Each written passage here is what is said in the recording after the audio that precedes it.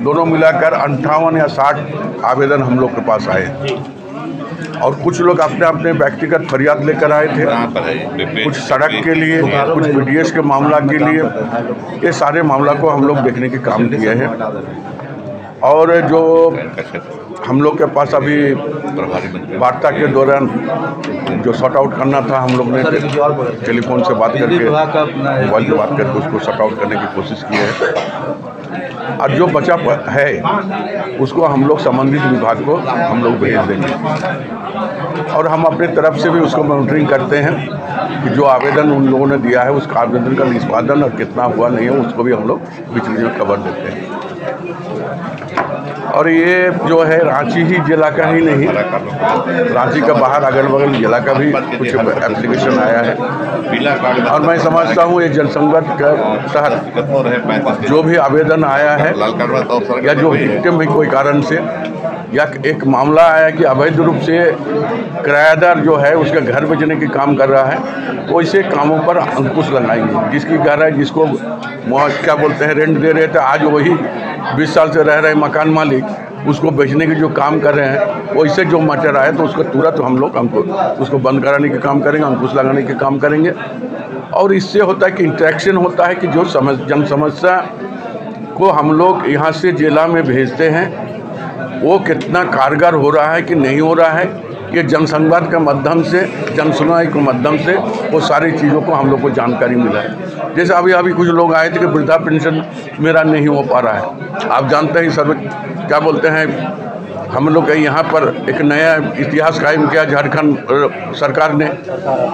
और वृद्धा पेंशन सुरक्षा पेंशन में कोई बंधन नहीं है। फिर भी अगर कोई कहता है कि हमें वृद्धा पेंशन नहीं मिलता है तो ऐसे चीज़ों को फिर हम लोग को दोबारा सुनना मिलता है। उस जिला के संबंधित विभाग या DC को हम लोग बात करके उन लोगों को कराने के काम करते हैं। तो निश्चित तौर पर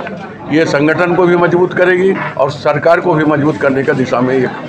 कारगर साबित। संगठन ओपनिंग के बाद ही नया जो भी कार्यकर्ता यहाँ से जाएंगे, नेता जाएंगे, बहुत ऊर्जावान होंगे और मैं समझता हूँ कि इस तरह का कार्यक्रम से हम देश में इस बात को रख सकेंगे कि कांग्रेस की भूमिका इस देश का आज़ादी से लेकर निर्माण करने के लिए सबसे अव्वल रहा है और आगे भी हम लोग यहाँ के दबे हुए कुचले हुए लोगों का, यहाँ के लोगों को विकास के लिए हम लोग निरंतर प्रयास करते रहा है। हम सरकार में हैं और सरकार सभी का भावना को देखते हुए रास्ता निकालते हैं और उसी रास्ता निकालने की कोशिश किया। तो ये कांग्रेस की जीत वाली है जिस तरीके से आप लोग, देखिए हम जीत और हार की हम सौदा नहीं करते हैं, हम जनभावना का कदर करते हैं। लोगों को ऊंचाई को, लोगों का जो सुख सुविधा कैसे मिले,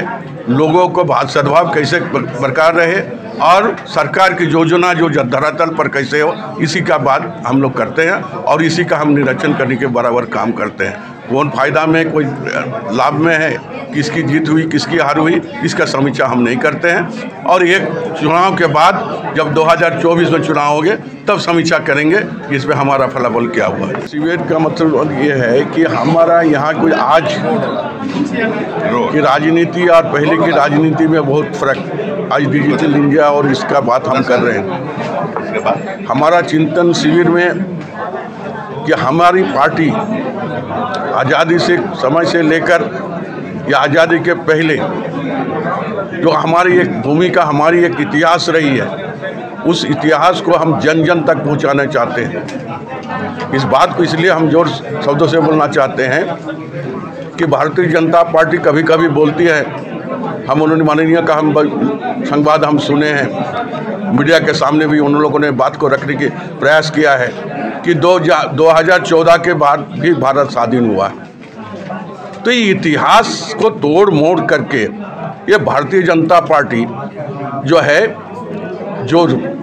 संतरास सृष्टि करना चाहते हैं, उसके रोकने के लिए हम लोग एक प्रयास कर रहे हैं कि आज़ादी का इतिहास में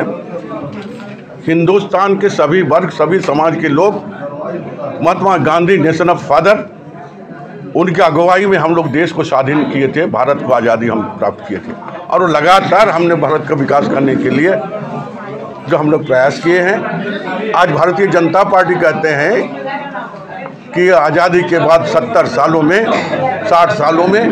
कांग्रेस ने कुछ नहीं किया। जहां खड़ा होकर भाषण देते हैं और जहां खड़ा होकर चाय बेचते थे,